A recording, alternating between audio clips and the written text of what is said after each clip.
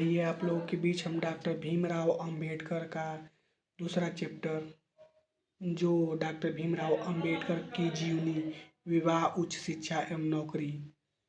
तो चलिए स्टार्ट करते हैं। 1906 ईस्वी में रामजी सकपाल ने भीम का विवाह स्वर्गीय भिक्खुल बंगलकर की पुत्री रमाबाई से कर दिया।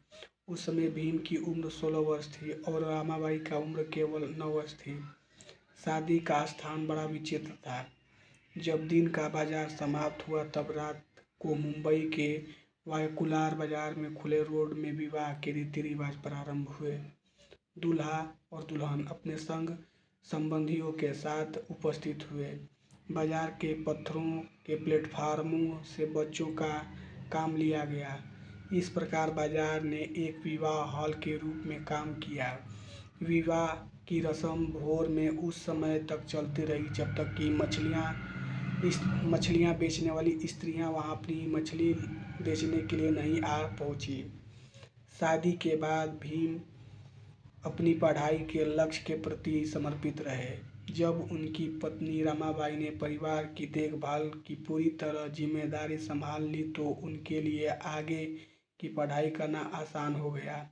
अपने पिता की प्रेरणा से भीम एलिफेंट कॉलेज में प्रवेश ले लिया और वहां से इंटर की परीक्षा उत्तीर्ण की। इस कॉलेज में भी भीम को अस्पृश्यता का शिकार होना पड़ा, लेकिन अंग्रेजी के प्रोफेसर मैकुलर का भीम सजा स्नेह था। वे भीम को पहनने के लिए कपड़े देते थे और पढ़ने के लिए पुस्तक देते थे। दिसंबर 1912 ईस्वी में भीम की पत्नी रमाबाई ने एक पुत्र को जन्म दिया। उन्होंने अपने इस पुत्र का नाम यशवंत रखा।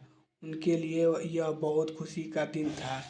इसी वर्ष एक और अच्छी बात हुई कि भीम ने बॉम्बे विश्वविद्यालय मुंबई से फारसी और अंग्रेजी में बीए स्नातक की परीक्षा उत्तीर्ण की।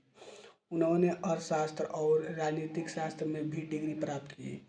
उस समय अस्पृश्यता, समाज की दयनीय स्थिति और शिक्षा के प्रति उनकी उदासीनता पर यदि गौर किया जाए तो रामजी सूबेदार ने लिए जिस लगन से उत्साह से भीम को बीए तक पढ़ाया उस समुचे प्रशंसनीय है। भीम की पढ़ाई पर उनके पिता ने जो अथक परिश्रम किया और जो जी जान से कोशिश करने खर्च का भरा भी आह्वान किया, उसके लिए भीम ने अपने पिताजी के प्रति कई बार हार्दिक कृतज्ञता व्यक्त की। केवल कॉलेज की शिक्षा ही इंसान की किस्मत का आईना नहीं है। यदि बीए की स्नातक परीक्षा को प्राप्तांक के आधार पर किसी ने यह भविष्यवाणी की होती कि भीम अम्बेडकर नाम एक विद्यार्थी जगत प्रसिद्ध विद्वान होगा और बहुत नाम कमाएगा, तो उसे भविष्यवक्ता को पागल कह दिया जाता। लेकिन जब व्यक्ति की बुद्धिमत्ता को, निपुणता को विस्तृत क्षेत्र मिलता है तो वह किसी प्रकार लिख उठता है। इसका अंदाजा भीम के भावी जीवन से दृष्टिकोण होता है। रमाबाई को बाद में 4 और संतान हुए, रमेश, गंगाधर, इंदु और राजरतन। कुल 5 संतानों में से केवल यशवंत ही जीवित रहा और बाकी के 4 संतान की बचपन में ही मृत्यु हो गई। रमाबाई स्वभाव से ही काम बोलने वाली, दृढ़निश्चय और स्वाभिमान महिला थीं। उन्होंने अपने वैवाहिक जीवन के पहले वर्ष में बहुत ही बुरी हालत और आपदाओं का सामना किया था। इस मुसीबत में भी उन्होंने अपने मन के शांति और घर की व्यवस्था को बनाए रखा। जब उनके पति विदेश में थे तो उन दिनों उन्होंने अपनी विधवा भौजाई और उसके बेटे के का भी अपने से अलग नहीं किया। उन्होंने अपनी तकलीफ़ों और मुसीबतों में काफ़ी उफ तक नहीं की। भीमराव अंबेडकर जब दूसरी बार इंग्लैंड गए थे उस समय उन्होंने अपनी पत्नी रमाबाई को घर खर्च चलाने के लिए जो रकम दी थी वह बहुत ही जल्द खर्च हो चुकी थी। रमाबाई के बंधु शंकर राव और छोटी बहन मीरा बाई दोनों मजदूरी करके जो पैसा कमाकर लाते थे उसी से रमाबाई बाजार से किराना सामान खरीद कर लाती थी और रसोई पकाकर परिवार का पेट पालती थी। कभी कभी उनके परिवार को आधे पेट खाकर ही सोना पड़ता था, तो कभी भूखे पेट ही। जिन दिनों रमाबाई ने अपने पति भीमराव अंबेडकर को हालत पत्र के माध्यम से बताया, उन दिनों भीमराव अंबेडकर भी आर्थिक अड़चनों का सामना कर रहे थे। उन्होंने पत्र के जवाब में मीराबाई को लिखा, मैं खुद खाने को मोहताज हो रहा हूँ, तुम्हें भिजवाने के लिए मेरे पास कुछ भी नहीं है, फिर भी मैं तुम्हारे लिए एक कुछ इंतजाम करवा रहा हूँ। यदि इसमें देरी हुई तो तुम्हें हाथ तंग हो गए तो अपने गहनों को बेच देना, मैं लौटने पर तुम्हें फिर से गहने बनवा दूंगा। रामजी सकपाल भीमराव अंबेडकर को आगे की पढ़ाई जारी रखने में अपने आप को असमर्थ महसूस कर रहे थे, लेकिन जब उन्होंने देखा कि बड़े बेटे आनंदराव की पढ़ाई में कोई रुचि नहीं और छोटे बड़े भीमराव अंबेडकर पढ़ लिख कर कुछ बनना चाहता है, तो उन्होंने आनंदराव की पढ़ाई बंद करवाई और उन्होंने जीआईपी के वर्कशॉप में नौकरी लगवा दिया। रामजी सकपाल ने भीमराव अंबेडकर को उच्च शिक्षा दिलाने के हेतु कोई कसर नहीं छोड़ी। भीमराव अंबेडकर के पिता यह तो चाहते थे कि मेरा बेटा उच्च शिक्षा प्राप्त करके और किसी बड़े पद पर कार्य करे, लेकिन घर की आर्थिक स्थिति कमज़ोर होने के कारण उन्होंने मुश्किल का सामना करना पड़ रहा था। अतः अपने पिता और घर की दयनीय स्थिति को देखकर भीमराव अंबेडकर ने अपने पिता से कहा, इस स्थिति में बिना नौकरी के आगे पढ़ना संभव नहीं है। अपना चिंता न करें, मैं नौकरी करते हुए भी उच्च शिक्षा प्राप्त कर ही रहूँगा। बीए की परीक्षा उत्तीर्ण करने के बाद भीम ने अपने पिता की इच्छा के विरुद्ध नौकरी करने का निश्चय किया। उन्होंने बड़ोदरा रियासत को पत्र भेजा। रामजी सकपाल और अपने दृढ़ निश्चय पुत्र पर मन ही मन बड़ा गर्व हुआ और उन्होंने भीम को अंबेडकर को नौकरी करने की अनुमति दे दी।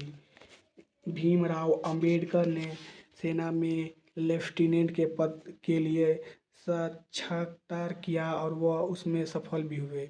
उन्होंने तुरंत ही बड़ोदरा रियासत की सेना में लेफ्टिनेंट के पद पर नियुक्त और कार्य ग्रहण करने का आदेश प्राप्त हो गया। उनकी नौकरी पक्की हो गई। बड़ोदरा जाकर भीमराव अंबेडकर ने अपना कार्यभार संभाला। वह अपना काम पूरा मेहनत, निष्ठा और ईमानदारी से कर रहे थे। उन्होंने नौकरी करते हुए अभी 15 दिन हुए थे कि पिता की गंभीर बीमारी की सूचना प्राप्त हुई। सूचना प्राप्त होने पर अंबेडकर बहुत दुखी हुए। उन्होंने सेना में छुट्टी लेने के लिए आवेदन किया, लेकिन सेना के अधिकारी ने उनकी छुट्टी का आवेदन मंजूर नहीं किया। अंबेडकर की समझ में नहीं आ रहा था कि अब क्या करें। एक तरफ उनकी नौकरी थी तो दूसरी तरफ पिता के प्रति उनकी जिम्मेदारी। अंत में बड़े दुखी मन से उन्होंने नौकरी छोड़ने का फैसला किया। वे नौकरी त्याग कर अपने वृद्ध पिता की सेवा में जुट गए। रात दिन पिता की तन मन से सेवा करने के बावजूद वे किस्मत का लिखा नहीं मिटा सके। फिर 2 फरवरी 1913 ईस्वी को रामजी सकपाल का निधन हो गया। भीमराव अंबेडकर के पास अब न तो पिता का साया था और न ही नौकरी। रामजी सूबेदार की मृत्यु के बाद भीमराव अंबेडकर को अब अपने पैरों पर खड़ा रहना आवश्यक हो गया था, लेकिन वे अब नौकरी पर बड़ोदरा नहीं जाना चाहते थे। वे अपने मित्र केलुस्कर के पास गए। उस समय बड़ोदरा के महाराज गायकवाड़ कुछ प्रतिभावान छात्रों को उच्च शिक्षा हेतु अमेरिका भेजने की सोच रहे थे। केलुस्कर अपने मित्र भीमराव अंबेडकर को लेकर महाराजा गायकवाड़ की मुंबई स्थित रजवाड़े में पहुंचा। महाराज गायकवाड़ ने अमेरिका में उच्च शिक्षा हेतु भेजने के लिए भीमराव अंबेडकर का चयन कर लिया। महाराजा ने प्रार्थना पत्र भेजने को कहा। 4 जून 1913 ईस्वी को भीमराव अंबेडकर ने बड़ोदरा जाकर शिक्षा उपमंत्री के कार्यकाल के लिए संविदा पत्र पर हस्ताक्षर किया। इस संविदा पत्र के अनुसार अपनी उच्च शिक्षा पूर्ण होते ही भीम को 10 वर्ष के लिए बड़ौदा राज्य की नौकरी में रहना आवश्यक था। उस समय अंबेडकर की उम्र 22 वर्ष थी। 21 जून 1913 ईस्वी को अंबेडकर अमेरिका पहुंच गए। अमेरिका पहुंचकर भीमराव अंबेडकर ने कोलंबिया विश्वविद्यालय में प्रवेश लिया। वहां ने हार्टेल हॉल रेजिडेंसी में रहने लगे।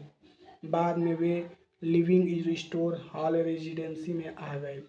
अमेरिका में कोलंबिया विश्वविद्यालय में ही नवल भेटन नामक एक भारतीय छात्र का अध्ययन कर रहा था।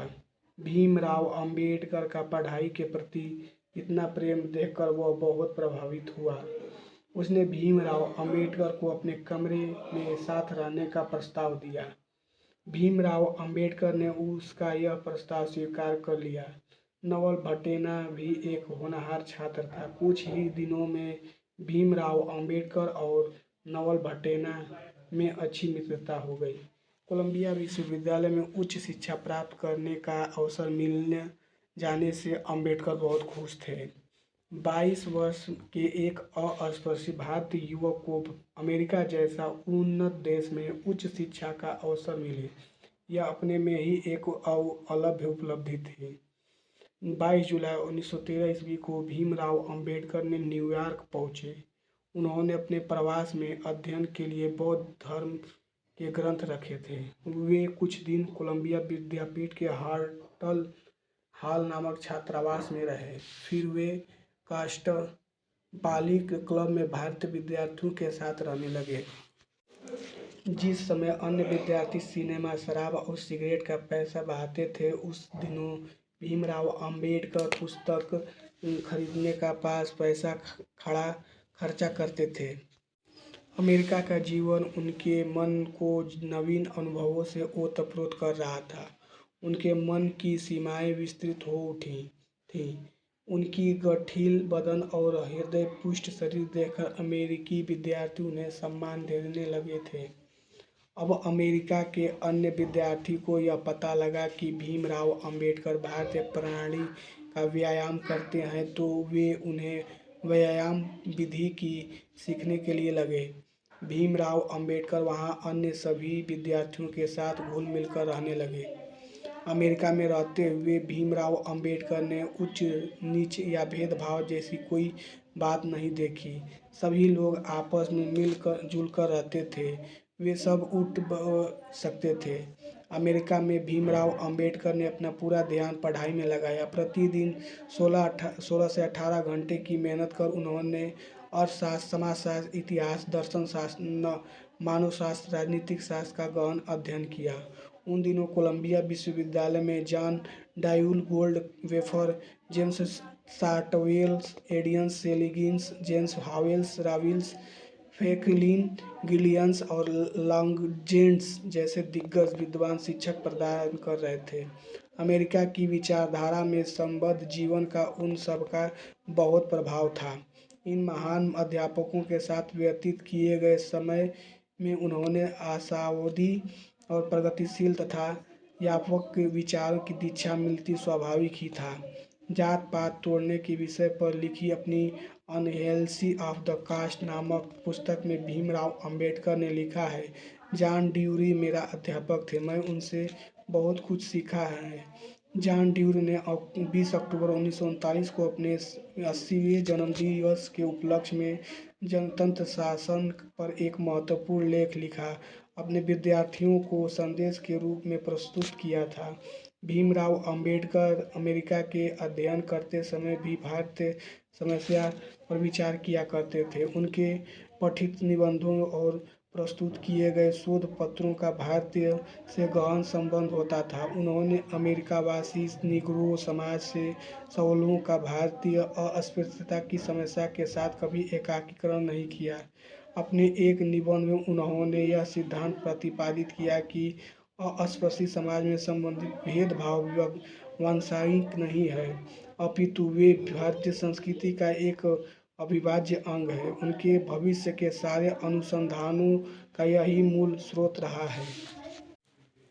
प्रिय मित्र अम्बेडकर, मैं कल ही दक्षिण अमेरिका से लौटी हूँ। वहाँ मेरी एक मुलाकात एक अन्य भारतीय विद्यार्थी से हुई थी। उसका नाम था जयप्रकाश नारायण। 1915 ईस्वी में डॉक्टर भीमराव अंबेडकर ने कोलंबिया विश्वविद्यालय में एमए किया। एमए में उन्होंने शोध का, परिचय administration and finance of the India east India company पर लिखा। इसके बाद वह पीएचडी की तैयारी में लग गए। पीएचडी में उन्होंने शोध का विषय था the evolution of the provincial finance in British India. Bhimrao Ambedkar ने इन्होंने दोनों national dividend of India a historical and analytical studies विषय पर शोध कर रहे थे। उन्होंने यह शोध 1916 ईस्वी में कोलंबिया विश्वविद्यालय से किया था और पीएचडी की डिग्री प्राप्त की थी। कोलंबिया विश्वविद्यालय से डॉक्टरेट की डिग्री प्राप्त करने के बाद उनके नाम के साथ डॉक्टर जुड़ गया और उनका नाम डॉक्टर भीमराव अंबेडकर हो गया। 1916 मई में डॉक्टर गोल्डफेयर एक विचार गोष्ठी आयोजित किया। इस भी गोष्ठी में भीमराव अंबेडकर ने अपना एक निबंध पढ़ा। उस निबंध का शीर्षक था कास्ट इन इंडिया। इस निबंध के माध्यम से डॉक्टर भीमराव अंबेडकर ने जातिवाद प्रथा की बुराइयों पर प्रकाश डाला। 1917 ईस्वी में उनका यह निबंध प्रकाशित भी हुआ। यह डॉक्टर भीमराव अंबेडकर की प्रथम प्रकाशित रचना थी। मनुस्मृति जलाने के कारण डॉक्टर भीमराव अंबेडकर जहाँ हिंदू विरोधी, विदेशी, पिट्ठूर, गैर जिम्मेदाराना आदि अलंकरणों से विभूषित हुए थे, वहीं अपने प्रति पूर्ववत जागरूक बने हुए थे। उन्होंने अपने मन में यह संकल्पना की वे अपने संपूर्ण जीवन अपने जाति भाइयों वर्ग विशेष की सेवा में जाएंगे। प्रथम गोलमेज सम्मेलन के लिए जब उन्होंने आमंत्रित किया गया था, तब उनको ही नहीं दूसरे नेताओं को भी आश्चर्य हुआ था, क्योंकि इससे उनके वर्ग की एक पहचान बनती थी और उन्हें अपना वर्ग का प्रतिनिधित्व करने का मौका मिला था। जून 1916 ईस्वी में अमेरिका छोड़ते हुए भीमराव सोच रहे थे कि वे अमेरिका नहीं आते तो कुछ नहीं जान पाते और कदाचित उनकी समझ की खिड़कियां भी नहीं खुल पाती। वे जा रहे थे तो एक सदाबहार यदासात की खूनी धूप मन में समेटे कर वे लौट रहे थे, ख्याति और योग्यता की बहुमूल्य सौगात लेकर। ब्रिटिश भारतीय राज्य पूंजी का विकास थीसिस, जिसे उन्होंने जब लिखा था तब नाम दिया था national dividend of India a student and analytical study. यह अपने आप में एक महान ग्रंथ था। उससे उनके प्रोफेसर सिंघल बहुत खुश थे और उन्होंने ही महाराज बड़ौदा को एक सख्त और प्रभावशाली पत्र लिखा था, जिससे बड़ौदा महाराज ने उनकी 1 साल की छात्रवृत्ति और बढ़ा दी थी। इस खुशी को लेकर वे लंदन जा रहे थे, जहाँ वे वेस्टी के लिए गिरजन में अपना अर्थशास्त्र के लिए London school of economics and political science में अध्ययन करेंगे। उनके नाम से बहुत खुशी थी कि उन्होंने ऐसा सुंदर अवसर मिल रहा था जिन्होंने उन्हें स्वप्न में नहीं भी कल्पना नहीं की थी। उनको डीएससी करने की अनुमति प्रोफेसर ने दे दी। प्रो सिंघल ने उनकी पीएचडी थीसिस की भूमिका के लिए था कि जहाँ तक उनकी जानकारी है कहीं भी इतना विस्तृत और गहन शोध नहीं हुआ है। उनका यह निष्कर्ष बहुत महत्वपूर्ण सिद्ध हुआ कि किसी क्षेत्र के व्यक्ति इसलिए संतुष्ट और शांत नहीं बने रह सकते कि उन्हें अच्छे प्रबंध का लाभ पहुंच रहा है। भीमराव अंबेडकर अपने उन मंत्रियों को याद कर रहे हैं जिन्होंने उन्हें विदाई पार्टी दी थी और जिनके साथ वे अमेरिका रहे थे। बुकर टी वाशिंगटन ने शिक्षा द्वारा निरगो की आज़ाद करवाया था। उनके शिक्षा से उनकी विशेष जान पहचान थी। वे भी अपने देश के शोषण के दुष्चक्र से फंसे और सामाजिक अत्याचार तथा अन्याय की दलदल में धंसे पीड़ित लोगों को बाहर लाना चाहते थे और चाहते थे कि वे मुक्त होकर जीतने की बराबरी का हर क्षेत्र में अनुभव करें। भीमराव अंबेडकर ने अपने पारसी मित्र नवल भेटान से कहा था, जब उनका जहाज छूटने वाला था, मित्र, मैं अपने देश में अपने वर्ग के लिए ऐसा कुछ अवश्य करूँगा जिससे वे सदियों से गुलामी से मुक्ति पा सकें और सम्मान से जीवन यापन कर सकें। भटेना ने कहा, श्योर अम्बेडकर, श्योर। अम्बेडकर ने कहा, यह तुम कैसे कह रहे हो भटेना? भटेना ने कहा, तुम अपने विश्वास नहीं है क्या? के तुम साथ में रहे हो, मैं तुम्हें नज़दीकी से जान समझा हूँ। तुम्हें 18 घंटे के अध्ययन की तपस्या देखी है। वह तपस्या एक न एक दिन अवश्य रंग लाएगी। पता नहीं तब तुम हमारी याद आएगी या नहीं। न आए तो भी मित्र, जो तो करोगे वह मेरे लिए गर्व का कारण होगा। अलविदा मित्र। जहाज वाशिंगटन तैर रहा था। वे डेक की ओर बढ़ गया। कुछ ही देर बाद अंतिम वार्निंग हुई। भीमराव अंबेडकर की निगाहें किसी को खोज रही थी। वे छल पड़े सीलिंगमन आ पहुँचे, हाथ में हिला रहे थे। उनके साथ मैक्सी जो स्कार्फ हिल रही थी। शिलोंग, मन ने जोर से कहा, यात्रा मंगलमय हो। मैक्सी ने एक पत्र पत्थर के साथ फेंका, जो जहाज के एक कर्मचारी के पास अब आकर गिरा। जहाज चल पड़ा था। अमेरिका छूट रहा था। एक शानदार और ऐश्वर्य संपन्न देश जहां उन्होंने बराबरी का एहसास और मुक्त वातावरण पाया था, अब उनकी निगाहों से दूर होता जा रहा था। अब तट दिखाई दे नहीं दे रहा था। अब चारों ओर गहरा समुद्र था और नमकीन हवाएं थी। वे अपने साथ पर आ बैठे थे। तभी वह पत्र लाकर एक कर्मचारी ने उन्हें दिया।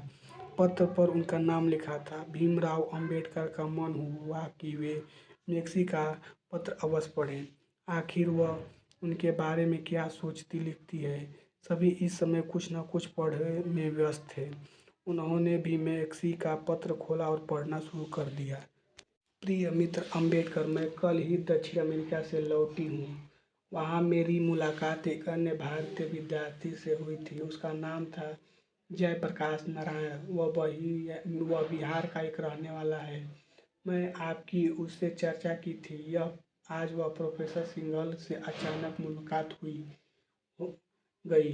पता चला कि आप जा रहे हैं। आप अब तक मात्र 5-7 मुलाकात हुई होगी और वह अभी नुक्कड़ मुलाकात ही थी, लेकिन जिससे मुझे लगा कि मैं एक नेक ख़यालों के तेज दिमाग से मुलाकात कर रही हूँ। मुझे अच्छा लगा कि आप यह कहना कि अमेरिका ऐश्वर्य में डूबा रहा और ऐश्वर्य जीने का लक्ष्य कभी नहीं हो सकता। याद है आप कहा था, मैक्सी, मैं यहाँ अमेरिका देखने नहीं समझने आया हूँ। वास्तव में इंसान एक तिलस्म यही आकर खुलता है। निग्रो को आज़ादी देकर अमेरिका ने अच्छा किया है, परंतु निर्वर्धन आचरण की छूट देकर ठीक नहीं था। आप बोलते थे वे उद्धड़ होते थे। यह सूत्र आप कहा था कि धर्म जीवन की धुरी है। मुझे अच्छा लगा था। आपसे मिलकर उस दिन बहुत अच्छा लगा। अब आपने कहा, मैक्सी, काश मनुष्य यह नहीं भूल पाता कि वह मनुष्य है। यही बात तो लगातार मनुष्य को मनुष्य बना रहने की ओर खोजती है।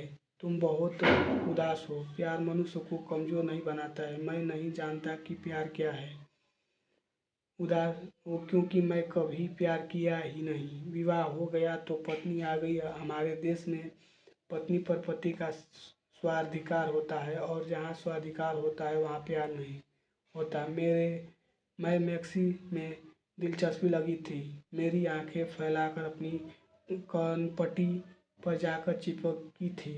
आप कह रहे थे, मैं अपनी पत्नी से प्यार किया है, करता हूँ और करता रहूँगा।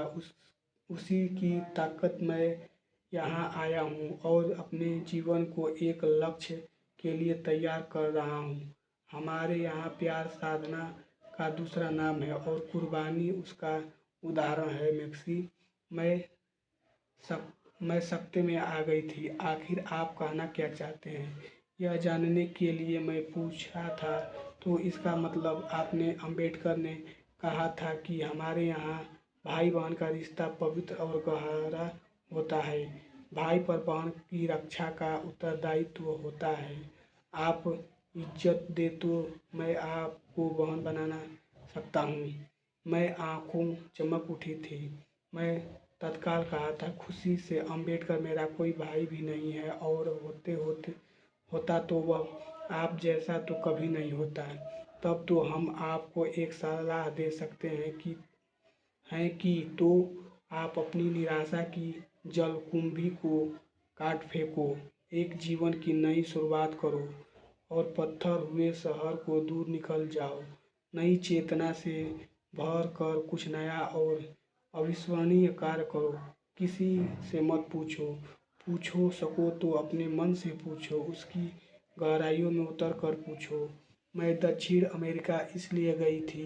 मैं वहाँ छोटे छोटे बच्चों को पढ़ाने लगी हूँ और उनके कुदरत से जोड़कर चलने लगी हूँ। इसमें मुझे बहुत आनंद मिल रहा है और लग रहा है कि मैं पत्थर हुए शहर से बाहर आकर संवेदनाओं के संसार में फिर से जी उठी हूँ। इस सबका श्रेय आपको ही जाता है। मेरा अपरिचित मित्र में से सबसे अपरिचित मित्र, आप बहन को छोड़कर आप जा रहे हैं। किताब के बियाबान जंगल में बहन याद नहीं आ रही? कोई बात नहीं भाई, मुझे रत्ती भर अफसोस नहीं है, क्योंकि मैं आपको विदा करने पोर्ट तक आ रही हूँ।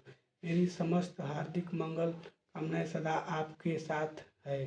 कभी मन बने तो, सुकून मिले तो और वक्त हो तो पत्र देते रहना। यह बड़ा विचित्र संसार है जिसमें व्यक्ति अपने को जानने के लिए आता है और अपने को भूल कर चला जाता है। आप उनमें से नहीं हैं जो मात्र अपने आप को जानने का तक सीमित है, बल्कि आप उन दूसरों में से भी जानना चाहते हैं जो आपको भूला बैठे हैं। आपने ही तो कहा था, ससीम की असीम होता है। जब वह दूसरे के दुख को अपनाकर उनमें खुशियों भरने लगता है, तब वही समीम असीम हो जाता है। उसकी सीमाएं टूट जाती हैं। सीमाएं रहती हैं तो व्यक्ति कैद में रहता हुआ एक कैदी को दोहराने लगता है। आकाश सीमार्थी होते हुए भी सीमा में है। कुछ सीमाएं मानवता जगत के लिए अपरिहार्य हो सकती हैं। कोई कुछ भी कहे, सोचे या न सोचे, लेकिन मैं सोचती हूँ।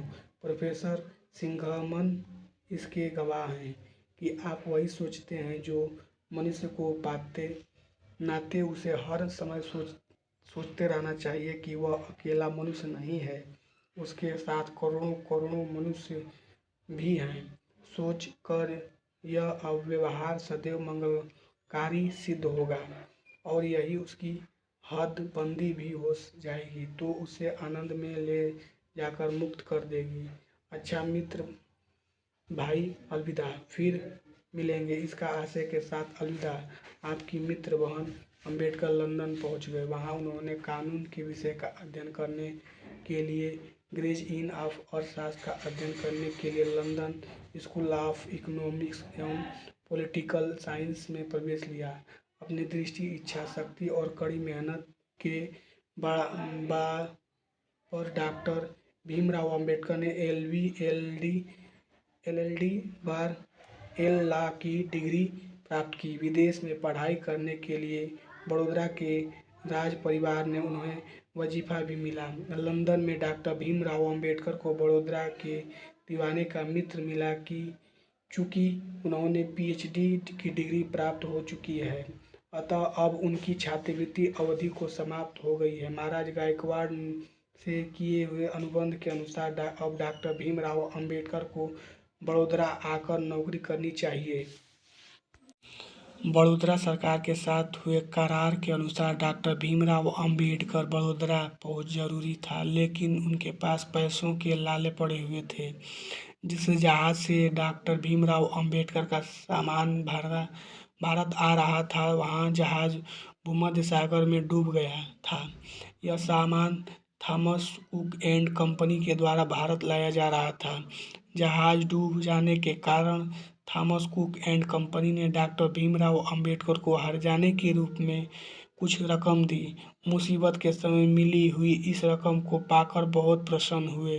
डॉक्टर भीमराव अंबेडकर के भारत पधारने ही संभाजी बाघर मार के उनके साथ काम करने वाले डॉक्टर भीमराव अंबेडकर का मुंबई में स्वागत करने का निश्चय किया, लेकिन डॉक्टर भीमराव अंबेडकर ने यह कहकर अपनी अस्वीकृति नहीं दी, अभी तो मैं कुछ किया ही नहीं और फिर मेरा यह सत्कार किस लिए किया जाए।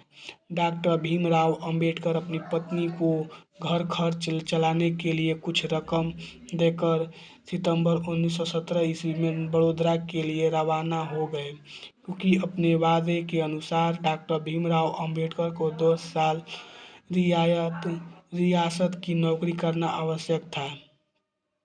जब डॉक्टर भीमराव अंबेडकर बड़ोदरा पहुंचे तो रियासत का कोई अधिकारी उनका स्वागत करने स्टेशन पर नहीं आया। इतना ही नहीं, वहां पर किसी होटल वाले ने अपने होटल में उन्हें इसलिए नहीं ठहराने दिया कि क्योंकि वह अस्पृश्य थे।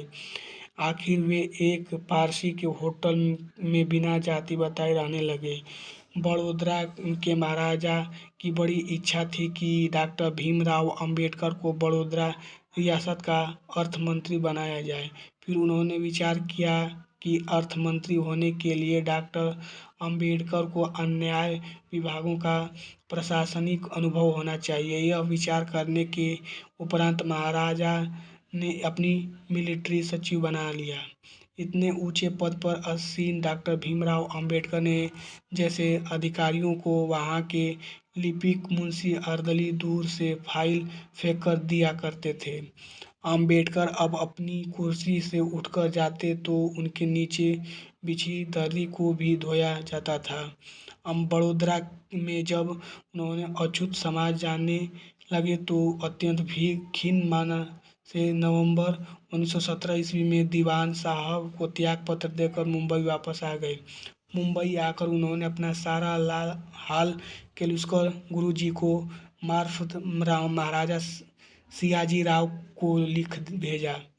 केलुस्कर गुरुजी को एक मित्र बड़ोदरा निवासी थे। उन्होंने गुरुजी को लिखा कि वे डॉक्टर भीमराव अंबेडकर को रहने के लिए स्थान देने को तैयार हैं।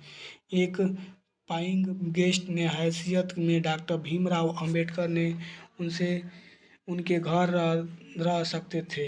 अंबेडकर फिर बड़ोदरा पहुंचे, लेकिन स्टेशन पर ही प्रधानाध्यापक महोदय का पत्र उनके हाथ में थमा दिया गया।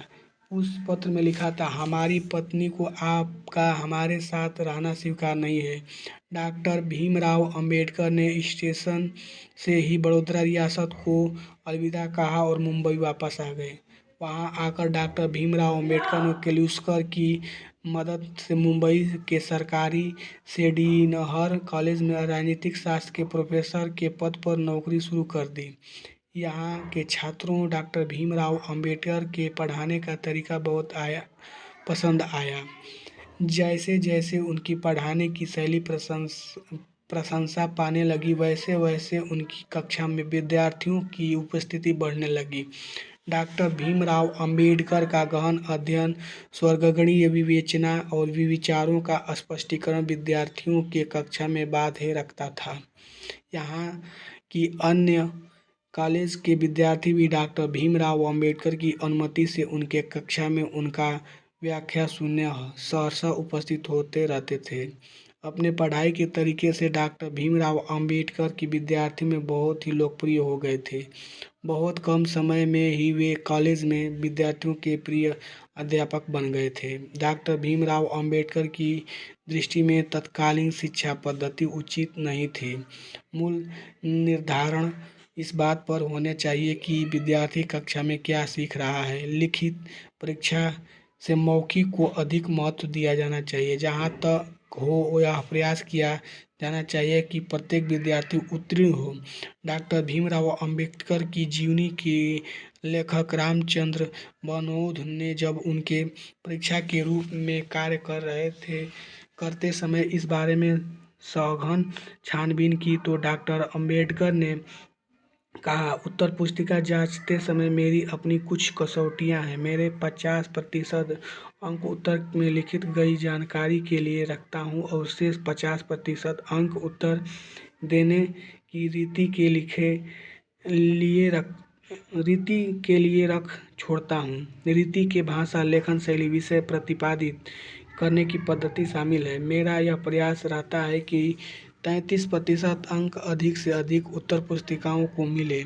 इसके बाद जो उत्तर पुस्तिका अच्छी लगी है उन्हें 45% अंक दिए जाते हैं। इससे अधिक अंकों के लिए निरीक्षण करना कड़ा हो जाता है। 60% से अधिक पाने वाले विद्यार्थी बहुत ही कम रहते हैं, क्योंकि ऐसे उत्तर पुस्तिका बहुत ही कड़ी नज़र से जांची जाती हैं। बनोद ने फिर पूछा, क्या आप किसी भी विद्यार्थी को 60% से अधिक अंक दिया है कि नहीं कभी? इस पर डॉक्टर भीमराव अंबेडकर ने पूरी घटना याद आ गई और उन्होंने गंभीर मुद्रा में कहा, एक बार मैंने एक विद्यार्थी को 150 अंक में से 144 अंक दिए थे।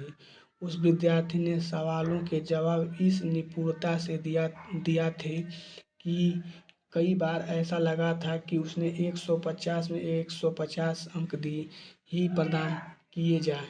वह उत्तर पुस्तिका जब मैंने उपाधि प्रदान करने वाली अधिकारियों को पास भिजवाया तो वे अधिकारी कहने लगे कि ऐसा प्रतीत होता है कि यह किसी दूसरे कॉलेज का विद्यार्थी है। विनोद ने डॉक्टर अंबेडकर से फिर पूछा, क्या कभी कोई आपका पास सिफारिश भी करने आया था? डॉक्टर अंबेडकर ने कहा, हाँ, एक बार एक अस्पृश्य विद्यार्थी के रिश्तेदार को यह पता लगा कि मैं मुंबई विश्वविद्यालय का परीक्षक हूँ। वह व्यक्ति मेरे पास आकर अपने उस विद्यार्थी को पास करने के लिए अनुरोध करने लगा। उससे लगा कि वह विद्यार्थी भी अस्पृश्य है, इसलिए मैं उसका आग्रह मानकर उसे विद्यार्थी को पास कर दूंगा, लेकिन मैंने उससे साफ कह दिया कि मुझे यह कार्य शोभा नहीं देता। उन्होंने दिनों केलुस्कर ने वहाँ के अस्थायी शासक छत्रपति शिवाजी महाराज अपने राज्यों में अछूत के कल्याण के लिए कार्य कर रहे थे। वे दलित को शिक्षा प्रदान कर उन्होंने सामाजिक रूप से योग्य बनाने का कार्य कर रहे थे। एक बार डॉक्टर भीमराव अंबेडकर ने जब अछूत विषय पर भाषण दिया तो छत्रपति शिवाजी महाराज उस भाषण से बहुत प्रभावित हुए। उन्होंने डॉक्टर भीमराव अंबेडकर के साथ भोजन किया। इससे रूढ़िवादी समाज हलचल मच गई। मई 1920 ईस्वी में नागपुर में अखिल भारतीय बहिष्कृत समाज परिषद की बैठक हुई।